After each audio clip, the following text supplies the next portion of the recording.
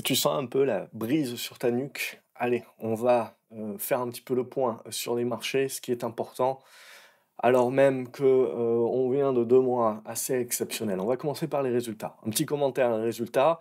Ce que vous voyez ici, c'est au moment des résultats, en fait, il y a le tri des patates. C'est-à-dire que les résultats, qui, sont bons, sont payés, mais pas trop. Les résultats qui sont mauvais sont vendus et d'une manière assez drastique. Mais ce qu'il faut prendre en compte, c'est de là où on vient juste avant. Ce que vous voyez, c'est qu'en gros, la majorité des actions ont monté à peu près de la même façon. Celles qui ont délivré des résultats moins bons que prévus, on est revenu peu ou prou au niveau, donc en gros, on est à zéro. On est revenu peu ou prou et elles ont reperdu ce qu'elles avaient gagné ces dernières semaines.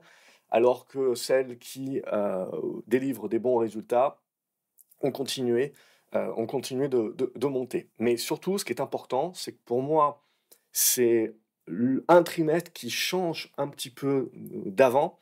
C'est qu'on a vraiment ce tri des patates qui est effectué et globalement, ce que l'on voit, c'est quand même, des sanctions qui sont assez fortes à 15-20. Alors c'était déjà le cas, mais là, on voit, c'est beaucoup plus global. Donc en fait, il y a de moins en moins de titres qui arrivent à délivrer des résultats suffisamment bons, si vous voulez, pour pas être sanctionnés et pour monter un tout petit peu. Donc et de plus en plus de titres qui n'arrivent plus à participer à la fête. Donc ça, voilà, c'est un premier signal quand même que ça commence un petit peu à se contracter. Et là, où il faut le dire, c'est que en gros, on a passé des mois et des années à se dire ensemble que le consommateur était très résilient, qu'il y avait du pognon, que les taux d'endettement, vous savez, les mecs qui vous disent tout le temps que c'est la fin du monde, ils vous démontrent, regardez, en termes de valeur, les cartes de crédit, les crédits, sont au max. On est au plus haut qu'en 2008. Les taux d'endettement et cetera sont au max. Ça y est, regardez, les gens commencent à moins bien payer et tout, que ce soit le crédit bagnole, et cetera, ça commence à s'effriter et à chaque fois, on compare, si vous voulez, avec des données de 2008. Ça fait mec, ça fait 15 ans. Vous avez eu de l'inflation. Donc ce qu'il faut bien se rendre compte, si vous voulez, c'est que les gens, ils vous démontrent toujours les niveaux d'endettement en valeur. Bon, forcément, en valeur, on est à des niveaux qui sont supérieurs, si vous voulez. Mais jamais on va regarder l'actif. Il faut mettre les actifs en face. Si vous mettez les actifs en face, on est dans une situation économique qui est très résiliente. Et c'est ce que l'on a, de toute façon. Sur les marchés, on le voit bien depuis plus d'une année. Mais au moment même, si vous voulez, où plus personne ne parle de récession, au moment même où on voit Trump un petit peu comme le messie qui va faire la dérégulation et qui va permettre aux entreprises avec des baisses d'impôts, d'aller chercher ailleurs, bah, il y a des trucs incohérents avec les tarifs douaniers. Alors peut-être que ça sera qu'à court terme pour faire des deals, mais en attendant, si vous voulez, il se met un petit peu tous les alliés contre lui. Donc il y a certaines incohérences. Est-ce que finalement il se tire pas une balle dans le pied? Et en tant que Make America Great Again, si vous voulez, il va falloir quand même changer de posture assez rapidement parce que là, pour l'instant, on se met les meilleurs alliés un petit peu à dos. Et ce que cela donne, si vous voulez, c'est que si d'un côté, en effet, et Trump commence à l'annoncer, on fait des tarifs douaniers, beaucoup de personnes vont penser que c'est inflationniste. Mais n'oubliez pas de là où on vient. On est sur une économie qui est au top. On est, sur, des consommateurs, si vous voulez, qui, sont au top et qui, petit à petit, commencent à peiner de plus en plus. Ce sont les plus aisés, on va le voir, sont les plus aisés qui tiennent le truc. On vient de sortir du Covid où les entreprises ont fait, que ce soit du pricing power ou celles avec moins de pricing power, elles ont augmenté les tarifs à donf. Et c'est passé. Parce qu'il y a eu des augmentations de salaire, parce qu'il y a eu les aides des gouvernements. Donc on vient d'un monde, si vous voulez, où c'est les gouvernements qui ont supporté. Ils ont tellement supporté qu'on n'a même pas senti sur les marchés le fait que les banques centrales, et notamment la Fed, faisaient du quantitative tightening et donc baissaient leur bilan. Donc c'est quand même complètement compensé. Là, on a Trump qui arrive et qui nous dit: «Le gouvernement va faire moins». Et en plus, on va virer des fonctionnaires. Donc n'oubliez pas que le secteur privé, ça fait au niveau de l'emploi, ça fait un moment qu'il rame. Je prends juste l'exemple ici des développeurs, software. Alors évidemment, il y a l'IA et tout ça, mais regardez un petit peu au niveau de l'emploi. Donc aujourd'hui, si on vire, X milliers, X millions, de personnes aux États-Unis, de fonctionnaires, c'est pas le secteur privé qui va les absorber. Donc c'est forcément du chômage en plus. Donc c'est forcément de la consommation en moins. Mais ce qu'il faut bien se dire, si vous voulez, c'est que donc les entreprises qui prennent les tarifs douaniers, elles ne peuvent plus les passer au consommateur final. Parce que si elles augmentent leur prix pour prendre en compte la hausse du tarif douanier, si vous voulez, de Trump, elles vont forcément baisser leurs ventes. Parce que en face, si vous voulez, il n'y a plus de pricing power, il n'y a plus de capacité après déjà le Covid, il n'y a plus d'augmentation de salaire, le secteur privé n'est pas capable d'absorber, donc le consommateur n'est pas capable d'absorber une hausse supplémentaire de prix liée au tarif. Donc c'est forcément des marges en moins. Et il ne faut pas oublier que 45% des entreprises américaines, que ce soit petites ou grosses, font leur chiffre d'affaires en dehors des US. Donc ça aussi, voilà, il faut le prendre. Et donc, c'est-à-dire que la hausse des tarifs douaniers à court terme, ça peut faire rentrer un petit peu d'argent, ça peut être un petit peu inflationniste, mais non, ça sera surtout désinflationniste, parce qu'en fait, ça va augmenter les prix. Les entreprises vont nécessairement baisser leur marge parce qu'elles ne pourront pas compenser ça vis-à-vis du consommateur final. Et pour moi, donc, ça devient désinflationniste. Et petit à petit, si vous voulez, toutes ces craquelures que Trump met, en plus il crée quand même, il est clivant et donc il crée quand même des problématiques à l'intérieur même de son parti, à l'intérieur même du pays. On voit les ventes de Tesla, par exemple, contre Musk. On voit un paquet de choses qui se mettent en place. Donc, ce qui fragilise, pour moi, qui fragilise. Alors, vous pouvez dire ce que vous voulez dans les commentaires, les mecs, mais ça fragilise. Donc, il a intérêt à ce que ce soit court terme. Pour l'instant, il a l'alignement des planètes pour le faire. Je pense que, et j'espère que c'est vraiment juste pour avoir des deals à court terme, parce que c'est pas tenable. C'est pas tenable dans le temps. Alors, il aura sa baisse du dollar. Mais cette baisse du dollar, ça sera intéressante parce que pour moi, ça symbolisera également la fragilisation. Donc, une fois qu'on a dit ça, il faut ne pas balayer d'un revers de la main toute récession aux États-Unis. Alors, il y a récession et récession, donc on va parler plus de ralentissement économique. N'oubliez pas, voilà, qu'aujourd'hui, c'est les 10% des ménages les plus aisés qui supportent la consommation. N'oubliez pas que l'économie américaine, 80% de la croissance du PIB de ces dernières années, c'est de la consommation. Donc on a aujourd'hui la résilience qui tient essentiellement sur les plus aisés. Vous voyez, vous avez 50% en gros qui tient sur les 20% des ménages les plus aisés. Donc tous les autres, ben, ils galèrent. Donc vous pouvez à la limite avoir encore du pricing power sur ce qui va toucher les plus aisés, mais de moins en moins. De moins en moins. Et on va retrouver, si vous voulez, ce qu'on se dit, c'est que vous voyez que l'économie est résiliente grâce à ces plus aisés, parce que finalement, eux, ils arrivent sur un même niveau d'épargne qu'ils avaient donc sur les 2 ou 3 dernières années. Alors que les moins aisés, eux, ben ça y est, ça commence à drastiquement baisser. Donc c'est là aussi où il faut prendre en compte. Et ces plus aisés, qu'est-ce qu'ils ont essentiellement? Ils ont des actions. Donc également, ils sont en train de consommer, on en avait déjà parlé, parce que si vous voulez, leur portefeuille action est au plus haut, leur portefeuille immobilier est au plus haut, ils continuent à obtenir leur salaire, etc. Donc pour eux, si vous voulez, ils continuent d'être dans le meilleur des mondes possible. C'est là où j'en viens à la théorie de dire, tout le monde pense évidemment que si l'économie va bien, la bourse va bien. Et qu'il faut que l'économie aille mal pour que la bourse aille mal. C'est faux. Vous pouvez très bien avoir une correction sur les marchés boursiers qui va impacter les portefeuilles des plus aisés, qui vont se sentir moins riches et qui vont se serrer la ceinture pour faire un petit peu plus attention. Alors il faut une correction un petit peu plus massive, ça n'arrivera pas du jour au lendemain, ce que vous voulez, mais il faut comprendre et intégrer dans la tête, si vous voulez, que vous pouvez très bien avoir une baisse de la bourse qui impacte du coup les ménages des plus aisés qui consomment moins et qui donc impacte l'économie qui, à son tour, impacte la bourse. Donc il faut comprendre, si vous voulez, que ce n'est pas l'économie qui impacte la bourse, mais que vous pouvez avoir la bourse qui impacte l'économie. Et c'est ça, je pense, c'est dans cette schématique-là qu'il faut se mettre quand même dans les prochains mois. Parce que si on regarde les business et tout, on se rend compte, si vous voulez, que ça va bien et ça ira bien. C'est qu'une question de valorisation. Si aujourd'hui, ce qui va changer sur la bourse de demain et qui fera très mal à tous ceux qui sont en trop fonda-fonda, et qui sont fondés uniquement sur les résultats des entreprises, ben, ils vont rester quasiment étals. Alors ça dépend des secteurs d'activité, bien entendu, mais il ne va pas y avoir de gros changements sur ça.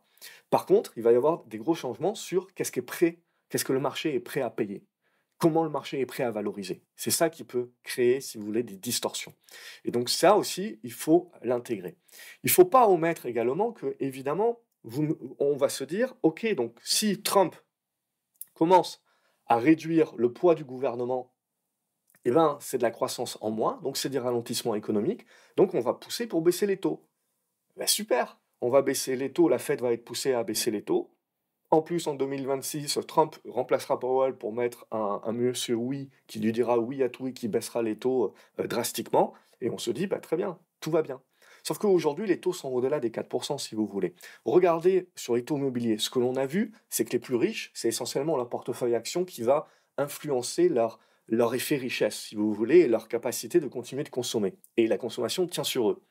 Si je veux donc retrouver de la croissance économique, beh, j'ai besoin que mes riches et aussi les moins riches aient cette capacité à nouveau de pouvoir d'achat, donc de pouvoir consommer. Or, les moins riches, si vous voulez, c'est essentiellement l'immobilier qui doit évoluer favorablement pour eux. Et une des choses, c'est en premier lieu que les taux baissent suffisamment bas pour qu'ils puissent renégocier leur crédit immobilier et le delta, le gagner en pouvoir d'achat. Aujourd'hui, le marché immobilier est stoppé parce que l'essentiel des taux aux États-Unis, qui sont essentiellement à taux fixe, vous le voyez, sont entre 3 et 4%. Essentiellement, donc, vous avez plus de la moitié ici, donc jusqu'à 4, 4,5, donc au niveau des taux. C'est-à-dire que même si la Fed baisse ses taux, il faudrait qu'elle les baisse en dessous des 3% pour qu'on commence à avoir une partie de la population plus large qui se retrouve à pouvoir renégocier son crédit immobilier qu'ils ont pris pendant le Covid, la plupart, qui leur permettent de gagner des points de pouvoir d'achat et de penser éventuellement à acheter un autre bien et donc de relancer les transactions immobilières. Donc vous vous rendez compte qu'il faudrait 3-4 baisses de taux de la Fed à coût de 0,25 pour qu'on rentre dans un niveau de taux, si vous voulez, qui redynamiserait l'économie. J'en avais déjà parlé, donc ça veut dire que même si on a de la baisse de taux et que la Fed revient sur ce qu'elle a dit et que recommence à baisser les taux, il ne faut pas penser que ça va impacter positivement l'économie tout de suite. Il faudra drastiquement beaucoup de baisses de taux et en parallèle de ça, vous aurez un ralentissement économique. Et le marché verra le ralentissement économique, verra que les baisses des taux ne sont pas suffisantes ou suffisamment fortes, suffisamment rapides pour pouvoir permettre un regain du consommateur et du pouvoir d'achat. Et donc, vous aurez un effet ciseau. Donc c'est ça, s'il faut voir négativement les choses, si vous voulez, et se dire prétexte à de la correction, c'est comme ça que le marché, à un moment donné, le verra. Là, je ne vous change pas le schmilblick, vous voyez que les magnifiques 7 sont en sous-performance par rapport au reste, et on voit également une surperformance. Alors il y a de la rotation, value, mais il y a aussi donc de la rotation géographique. Et ça peut venir accélérer les choses. Ici, donc du coup, ce qui va nous intéresser, au-delà de la baisse des taux de la Fed, c'est le fait que si le gouvernement dépense moins, Trump, c'est forcément du ralentissement économique, mais donc ça veut dire qu'il va falloir que la Fed récompense. Ça veut dire que les banques centrales dans le monde, et la BCE également, avec les affaires russes et compagnie, la BCE également et l'ensemble des banques centrales vont devoir arrêter leur quantitative tightening et reprendre du quantitative easing, c'est-à-dire redevenir le soutien primaire de création monétaire contre les gouvernements, si vous voulez, qui vont continuer de dépenser, mais qui vont devoir cibler un petit peu mieux leurs dépenses. Donc pour moi, je pense aussi que ces prochaines années, donc même si on a de la désinflation, même si on a de la récession et de la crainte sur les États-Unis dans les mois qui viennent, et que Trump est probablement plus désinflationniste que ce que l'on croit, à long terme, ça ne change pas le public qu'on se retrouve avec des gouvernements, pour moi, qui vont de plus en plus être dans je dépense. Je dépense parce que je fais des placements stratégiques, infrastructure, armement, défense et compagnie, énergie. Donc je dépense là-dessus. Je mets derrière, donc j'ai besoin, donc j'ai de la dette, j'ai besoin de la dette, mais j'ai besoin de garder mes taux longs le plus bas possible. Donc j'ai besoin que mes banques centrales me permettent cela.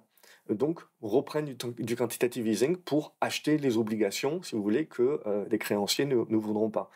Pour maintenir mes taux, si vous voulez, le plus bas possible, mais les maintenir quand même positifs, avec des taux réels positifs, et me maintenir également une inflation.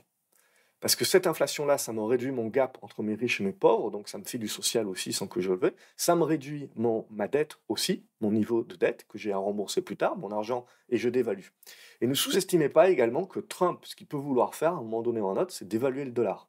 Alors d'évaluer le dollar contre quoi, hein, c'est toujours la même problématique, puisque aujourd'hui, en fait, si vous voulez, toutes les monnaies se dévaluent, même le dollar, mais d'autres plus que d'autres monnaies plus que d'autres, et c'est surtout vis-à-vis du dollar qui reste fort. Mais pour moi, à un moment donné, si vous voulez, on va se retrouver, si Trump continue dans le sens où il va, Ce qui peut vouloir faire également, c'est une forme de dévaluation du dollar. On peut décider du jour au lendemain de dire, on dévalue notre panier de valeurs. Donc ça, ne sous-estimez pas également. Hein, c'est un petit peu au-dessus de la tête, mais c'est pour moi des éléments qui sont importants. Alors, je vous en parle de ces éléments-là dans les différentes vidéos, etc. Mais petit à petit, on imbrique les choses. Ok. Ici, il ne faut pas oublier qu'en termes de volatilité, le risque sur le marché, c'est la volatilité. Parce que vous avez de l'effet de levier. Vous avez la plupart des gens qui sont que à l'achat et qui n'ont pas de protection. Il n'y a plus beaucoup de cash. Donc, c'est-à-dire qu'on fait les rotations en ce moment avec très peu de cash, en fait. C'est-à-dire qu'on n'a pas suffisamment de pognon pour tout acheter. Donc, on voit les rotations qui s'effectuent. C'est-à-dire, je vends un petit peu de tech parce que j'ai bien gagné dessus. Et du coup, je vais essayer de le protéger en achetant plus value. Donc, on voit ce type de rotation qui se met en place. Et ça valide la géographie. Mais si on doit accélérer à un moment donné la destruction monétaire, vous allez voir qu'il y a un camp qui va gagner beaucoup plus fortement que l'autre et un qui va corriger. Ce que l'on a également la semaine dernière, c'est qu'on a vu toutes les boîtes liées entre guillemets consommation de base progresser énormément. Donc on voit bien le marché quand même qui tourne avec un esprit beaucoup plus défensif. On n'oublie pas que 2025, c'est quand même une année où on a beaucoup d'entreprises qui ont énormément de pognon, les plus grosses. Donc elles sont intéressées par faire du rachat d'actions, elles sont intéressées par acheter les petits copains, fusion-acquisition.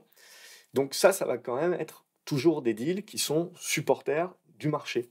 Ce qui est supporter du marché également, c'est le fait que Trump veut dérégulariser un petit peu tout ça. C'est-à-dire qu'en gros, on enlève ce qu'on avait fait toutes ces dernières années, c'est qu'on mettait de plus en plus de pression sur le gouvernement. C'était le gouvernement qui tenait de plus en plus l'économie, en s'endettant et en performant. Si on réduit ça, alors je ne pense pas qu'on va le réduire énormément, mais si on réduit un peu ça, il faut que le secteur privé puisse avoir la capacité d'absorber et de compenser.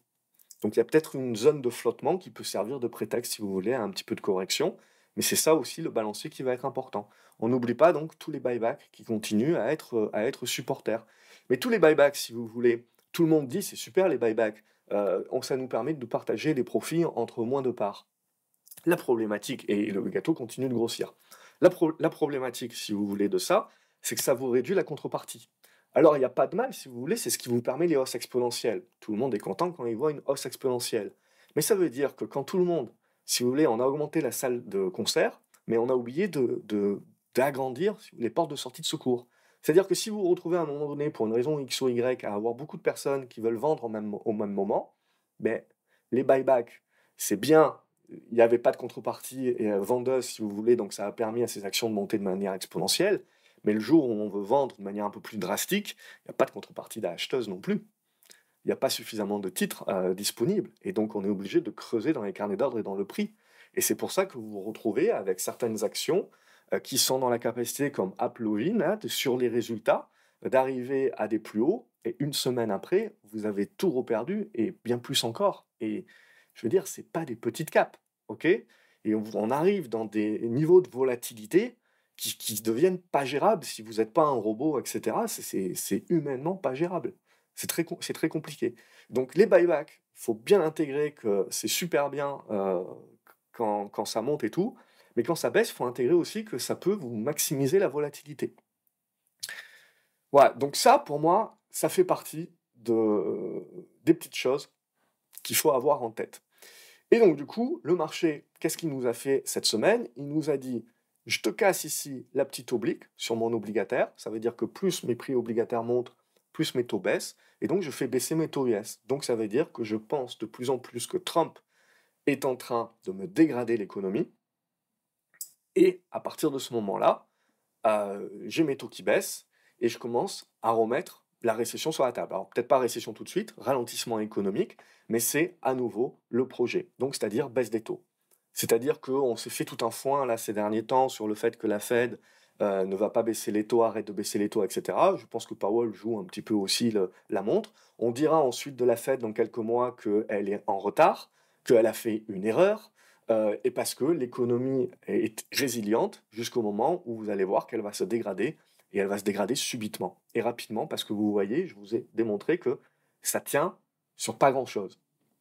Et ça tient notamment sur aussi la santé de la bourse. Donc c'est très lié. Donc si la bourse commence à chanceler, les choses peuvent se dégrader très rapidement. Je parle d'un si, évidemment. Aujourd'hui, tout est haussier. Donc c'est pour ça qu'on va faire l'analyse graphique dorénavant. Mais là, pour moi, on a un premier signal, si vous voulez, que le marché est en train, après beaucoup de construction et d'hésitation, est en train éventuellement de retourner les taux et de repartir sur une baisse des taux.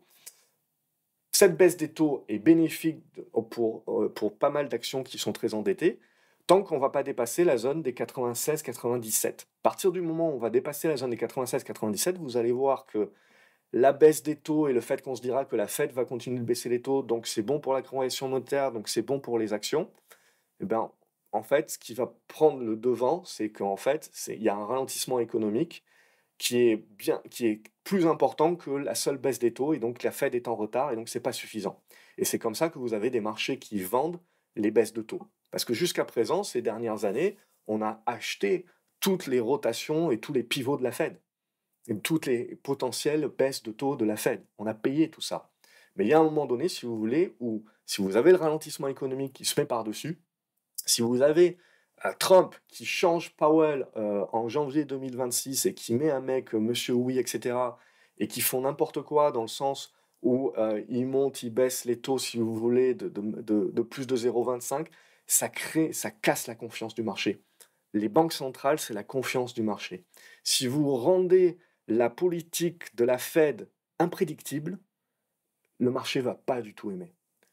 Et ça, pour moi, c'est le plus gros risque. Au-delà de l'économie, tout ce que vous voulez, le plus gros risque, c'est que le marché perde confiance dans la capacité de la Fed de prendre des bonnes décisions.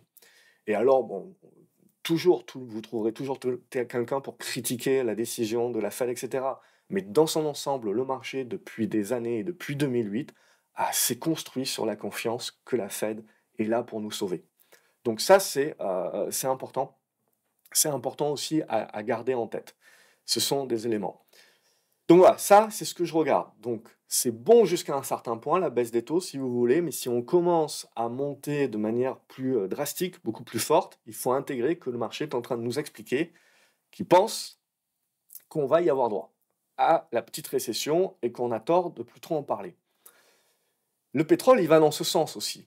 Ok, là, on était toujours dans les bonnes dispositions. Si on avait cassé par le haut, on se serait dit, ok, on va tourner les économies chaudes. Et on voit que la Chine qui redémarre, l'Europe éventuellement qui redémarre, parce que ce qui est intéressant, c'est que ce sont les services qui baissent, mais c'est le manufacturing qui remonte. Donc on a un changement, une inversion de cycle par rapport à ça, une rotation des cycles par rapport à ça. Et donc le manufacturing qui est gourmand en matières premières, pour l'instant, ça n'arrive pas à compenser. Donc on voit que le pétrole est en train de naviguer sur la base du bas. S'il casse par le bas, il ira naviguer sur le bas de la figure. Pour moi, c'est là où il faut bien faire le distinguo entre j'ai une peur court terme, moyen terme, en effet, d'avoir une récession, un ralentissement économique, et j'ai mon pétrole qui va chercher les 65 $, mais ça ne me change pas mon scénario long terme, qui est de me dire que j'ai un socle, que en gros, tant que je ne passerai pas en dessous des 60 $ au niveau de mon pétrole, je reste sur une tendance haussière de long terme et, on va dire, un renchérissement du prix des matières premières, avec des économies qui vont vouloir, avec des gouvernements qui vont vouloir investir dans leur économie et qui vont faire chauffer la carte bleue et donc faire chauffer les prix des matières premières partout dans le monde. Donc ça, voilà, c'est ça aussi qu'il faut bien intégrer, c'est-à-dire que ce qui peut se passer ces prochains mois ne doit pas altérer non plus complètement le scénario de moyen long terme qu'on expose ici depuis un petit moment déjà. On va se regarder le CAC 40. Le CAC 40, il est tributaire évidemment de l'alcool, du luxe et compagnie. Or, Trump veut nous faire éventuellement une petite saignée. La problématique, c'est toujours la même. C'est quel est le niveau qu'on a de confiance que les politiques européens sont en train de s'aligner pour rendre l'Europe beaucoup plus forte, beaucoup plus indépendante, autonome. Et alors là, Trump, c'est pareil, c'est comme Poutine, si vous voulez. On peut dire ce que l'on veut sur Poutine, mais il aura quand même surtout réussi, si vous voulez, à recréer une force militaire en Europe. Euh, et Trump, ça va être pareil, avec ses tarifs douaniers, etc. Il aura quand même réussi à refaire naître l'Europe. Alors je ne sais pas si c'est ça, si c'était un moyen détourné, si vous voulez, pervers de le faire, Mais à un moment donné, voilà, il faut quand même réaliser ce qui est en train de se passer. Alors peut-être que ça plantera, mais moi je fais partie du camp des optimistes parce que je suis content de voir que peut-être il y a des trucs qui vont marcher. Et là, tant pis, ça sera pas la France qui sera, en tête de liste, ça a l'air d'être l'Allemagne, mais voilà, il faut que ça bouge. Parce que tous les autres pays, en dehors de la France et de l'Allemagne, si vous voulez, sont dans une position où ils peuvent y aller. Donc il faut maintenant qu'il y ait un des leaders, si vous voulez, qui puisse suivre et la France, malheureusement, je sais pas s'il faut attendre 2027, c'est un petit peu dommage, mais voilà, c'est là où on en est. Donc le luxe, si ça se fait se taper et cetera, ça peut être, bien entendu, un vecteur, comme du Schneider Electric qui se fait taper sur les data centers, ce que vous voulez. Ça peut être un bon prétexte, si vous voulez, pour corriger. Pour moi, le support, il est là, 7 850. Alors, il y a d'autres supports, 7 007, 7 006, peu importe, mais toujours est-il que l'idée, c'est de se dire que on peut consolider, on peut corriger sur le CAC 40 sans remettre en cause la tendance haussière qu'on a mise en place sur le début de cette année. Et ce, je serais tenté de dire, tant qu'on va tenir au minimum la zone des 7 007, 7 008. Donc c'est ce que j'attends de voir, éventuellement une construction de figure. Pour l'instant, on reste sur le haut, on est au-dessus de la moyenne mobile 20, on peut très bien aussi casser par le haut. La majorité des résultats sont passés, les tarifs douaniers de Trump, ben, c'est qu'une question de confiance. C'est est-ce qu'on pense que c'est que du court terme pour avoir un deal, et est-ce qu'on pense que finalement ce qui émerge de l'Europe, c'est bien plus puissant que ce qui est en train de taper, et donc c'est qu'une question de se dire, est-ce que le marché est en train de tellement croire, si vous voulez, au renouveau de l'Europe, ou ne serait-ce qu'à des valorisations qui sont peu chères, etc. Et un marché qui a été tellement atrophié et qui est en manque de contrepartie que le simple fait d'avoir des étrangers qui achètent des ETF, si vous voulez, c'est un rouleau compresseur, parce que vous avez 70% de la capitalisation mondiale qui était sur les US. Si vous en retirez 5 sur les US, ça ne change pas grand-chose. Mais si vous les rajoutez, ces 5 qui représentent je ne sais pas combien de milliards, vous les rajoutez en Europe qui a été atrophiée de volume pendant année après année, pendant 15 ans, ces 5% représentent énormément. Et ça vous crée ce que l'on voit à l'heure ici. On en avait parlé il y a des mois, ça aussi, que c'était le scénario qu'il fallait intégrer. Donc c'est au-delà, si vous voulez, des profits des sociétés, c'est les revalorisations du marché. C'est ça qui crée. C'est là, si vous voulez, on vous dit toujours, la bourse, c'est assez simple, ce sont les profits qui créent les plus-values sur vos actions avec le temps, c'est vrai, à 10 ans, mais ce qui crée, si vous voulez, les plus grosses perfs dans le moins de temps possible, ce sont les revalorisations du marché à profit équivalent, à résultat quasi équivalent. C'est qu'une de revalorisation. Donc moi, ce que je cherche à moyen terme, c'est à jouer les revalorisations du marché, donc c'est-à-dire l'analyse macro. L'analyse fondamentale, vous jouez les tendances de profit des sociétés à long terme. Donc voilà, ça, c'est un moyen un petit peu plus actif, si vous voulez, d'agir. Donc ça, c'est ce qui m'intéresse. Évidemment, faut tout mêler. Hein. Faut pas avoir qu'une seule corde à son arc. Faut tout mêler, mais c'est ça, voilà, c'est ce que je trouve intéressant. Et on est servi ces dernières années, en changement macroéconomique, on est servi. Donc ça, là, avec Covid, Trump, Poutine, tout ça, j'en ai servi. Depuis 2018-2019, déjà, on avait commencé avec Trump 1.0. On est bien servi sur ça. Et après, vous avez des cycles où il y a un petit peu moins de changement macroéconomique. C'était ce qu'on avait connu avant. Et donc là, vous êtes sur une approche, oui, beaucoup plus fondamentale et un espèce de truc rectiligne. Et là, vu les mouvements, euh, on voit bien qu'on a des revalorisations en permanence. Donc voilà où est le CAC 40, si vous voulez. Donc oui, on peut corriger un petit peu. Ça ne changera pas trop le schmilblick, je me fais pour l'instant. Le DAX, c'est pareil. On se dit à un moment donné, il va falloir souffler quand même. Mais à ce stade-là, on voit que ça tient toujours très bien. C'est aussi au-dessus de la moyenne mobile 20. Même chose que sur le CAC. Si on veut, on peut corriger. Ok, et se construire peut-être une figure. Mais pour l'instant, c'est qu'une hypothèse. Pour l'instant, on reste sur une tendance qui est haussière. C'est juste qu'à un moment donné ou à un autre, il y aura un prétexte, en effet, pour nous faire revenir sous les 22 000 points, certainement. Et ce qui permettra de trouver du soutien, de construire une figure, et là, on verra.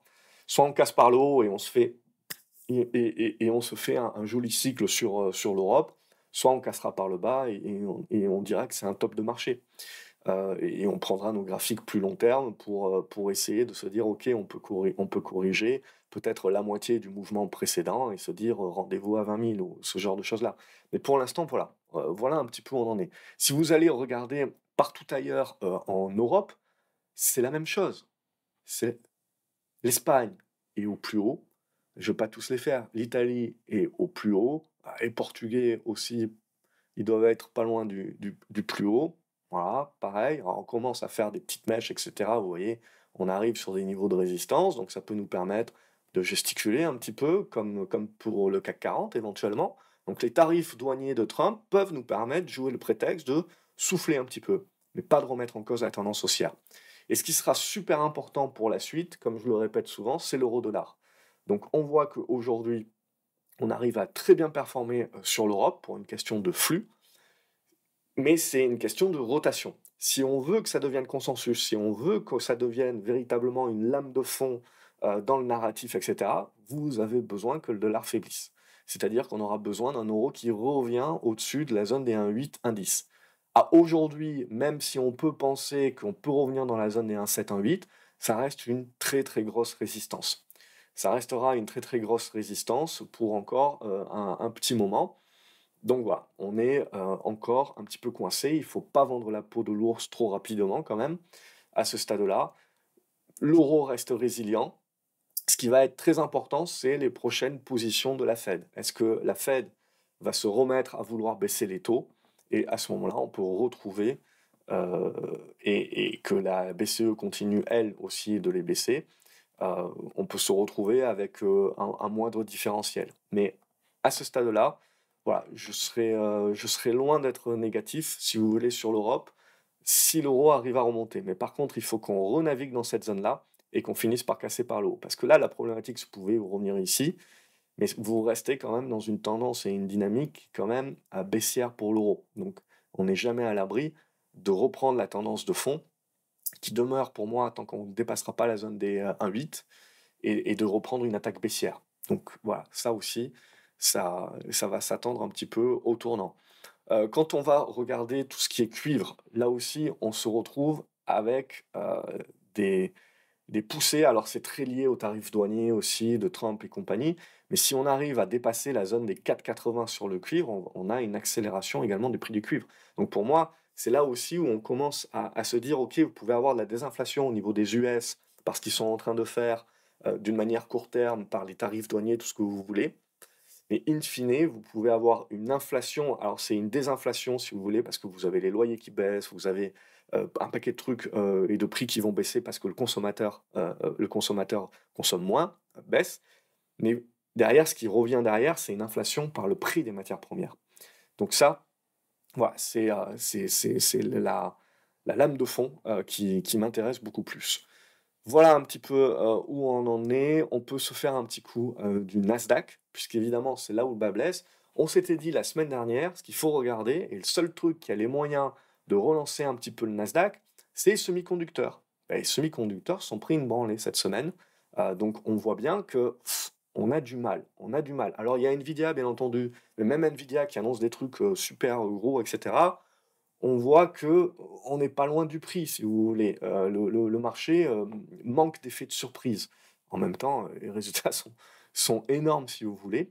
Mais, euh, mais voilà, c'est ce qui est. Donc là, on est, cette semaine, vous voyez, on a corrigé. Pour moi, c'est faible maintenant, dorénavant, le Nasdaq. C'est-à-dire qu'on peut remonter grâce à Nvidia ce que vous voulez, mais 21 500, 21 750, c'est pour moi des zones de short ou de prise de profit sur vos positions acheteuses idéales. Si ça casse, on se réouvre une jambe haussière pour aller chercher 23 000. Parfait, très bien. Mais là, tant que ce n'est pas le cas, pour moi, tous les zigzags, c'est de la neutralisation avec de la faiblesse parce qu'on est dans l'incapacité de remonter rapidement au-dessus des niveaux de résistance. Et à partir de ce moment-là, on crée la congestion. Ça, c'est mon oblique que je trouve importante. Alors, peut-être qu'on viendra chercher ceci d'abord et qu'on ira la chercher après, je ne sais pas. Mais ce qui est sûr pour moi, c'est que là où il faut être un petit peu plus prudent, c'est le jour où on pète ça, les 20 800 à peu près, ça peut accélérer drastiquement pour revenir chercher la zone des 20 000 points. Et là, on sera dans la zone de risque. Parce que tout aussi bien, vous pouvez faire votre remontada, mais tout aussi bien, si vous voulez, on est dans la zone de risque parce que c'est la zone où le marché peut décrocher beaucoup plus violemment, rapidement, sans pour autant que, voilà, ça change grand-chose dans le schmilblick, si vous voulez, mais c'est là. Pour moi, j'ai 2 obliques qui sont importantes pour moi, vous l'avez compris, c'est celle-ci à court terme. Tant que je suis au-dessus, je joue des rebonds techniques, je trouve ça neutre, faible, et cetera, mais on continue de jouer, du rebond, et cetera, pour essayer de voir si on a les moyens de faire une nouvelle jambe haussière. Si on n'y arrive pas et qu'on casse cette oblique-là, changement de casquette, casquette beaucoup plus prudente, où en gros, on passe dans un monde où les rebonds sont vendus. Alors on passe peut-être déjà dans ce monde-là, mais les rebonds sont vendus et on fait attention parce que avec le manque de contrepartie, la volatilité. C'est ça qui devient mon risque. Après, ça reste une tendance haussière de fond. C'est juste qu'il faut accepter, si vous voulez, qu'à un moment donné, vous pouvez avoir un prorata et que même si on vient à 19 000 points, les mecs, c'est ça qui est super important. C'est que même si le Nasdaq venait à redescendre à 19 000, 18 000 points, ce qui fait quand même 4 000 points de baisse, c'est pas rien, et ce qui comment, évidemment, beaucoup de personnes parleront à ce moment-là de correction, de crack, ce que vous voulez. Après, c'est savoir est-ce qu'on y va en un coup ou est-ce qu'on le construit en mode escalier, bien entendu. Mais l'idée, c'est ça, c'est de se dire, même si le marché revient à 19 000, 18 000 points, c'est toujours une tendance haussière de fond. C'est ça, si vous voulez, c'est la folie actuelle, c'est de se dire que la volatilité, ça peut faire des pourcentages énormes, mais parce qu'en fait, vous avez un tel écart qui a été créé ces 2 dernières années avec une évolution tellement favorable, tellement forte, tellement rapide, que vous pouvez avoir des corrections au prorata, qui sont énormes en termes de pourcentage à pouvoir engloutir et encaisser, mais d'un point de vue tendance long terme, si vous voulez, qui inverse pas la vapeur. Donc voilà, un jour ou l'autre, ça sera le cas. On y viendra. Est-ce que c'est maintenant? Est-ce que c'est pour plus tard? Ça, on ne peut pas répondre, on ne peut pas trancher encore. On est toujours dans la figure. On a une petite consolidation. Voilà, on est juste voilà, en train de re-rentrer dans une zone peut-être d'incertitude comme on avait en août dernier où il y avait eu le carry trade. Carry trade, on se rappelle, hein, ça naît du fait, si vous voulez, que quand vous êtes étranger, vous profitez un petit peu de l'évolution du dollar pour investir avec du levier aux US. Et à un moment donné, si votre dollar et votre monnaie locale bouge un petit peu trop, vous avez les appels de marge, vous êtes obligé de rapatrier. Et vous êtes obligé de vendre par force. Donc ça, voilà, c'est des choses aussi qu'il faut comprendre. C'est aussi que le marché, c'est une question technique. Quand vous avez beaucoup de personnes qui sont en levier, qu'il n'y a plus beaucoup de cash disponible, que vous n'avez pas beaucoup de contrepartie, parce que les buybacks ont bouffé la majorité des trucs, et les ETF et tout ça, et que vous vous retrouvez finalement avec beaucoup moins de flottants que ce que vous pensez, ça peut vous créer énormément de volatilité. Et cette volatilité peut créer des risques, peut créer des paniques, et ça, c'est l'élément technique du marché qu'il faut jamais sous-estimer. C'est-à-dire, vous avez les fondamentaux peuvent rester identiques. Ce qui peut changer, c'est la manière dont le marché va décider de valoriser. Ce qui peut changer, c'est le technique. C'est l'aspect technique. Et que des fois, il y a des titres qui se font défoncer, mais parce que c'est un élément technique. Donc, voilà pour cette vidéo. Sinon, je ne vais pas vous parler d'or, je ne vais pas vous parler d'argent. On va parler platine. Pour moi, platine, c'est le dernier élève de la classe. Ok, donc si à un moment donné, j'ai envie de penser que l'argent peut surperformer l'or, que le platine aussi peut surperformer l'or, et que la majorité donc des matières premières peuvent commencer à performer, matières premières industrielles, hein, au-delà de l'or qui monte pour des raisons X ou Y, ce que je veux, c'est les matières premières industrielles.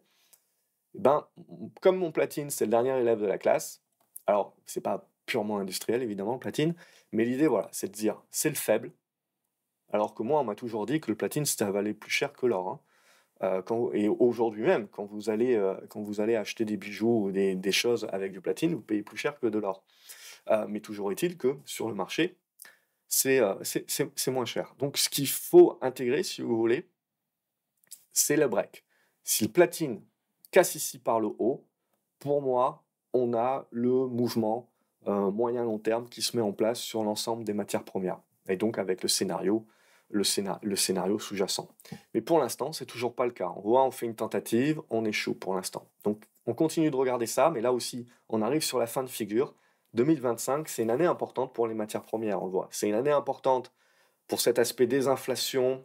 Donc c'est une année de transition. Je vois vraiment ça comme une année de transition, justement.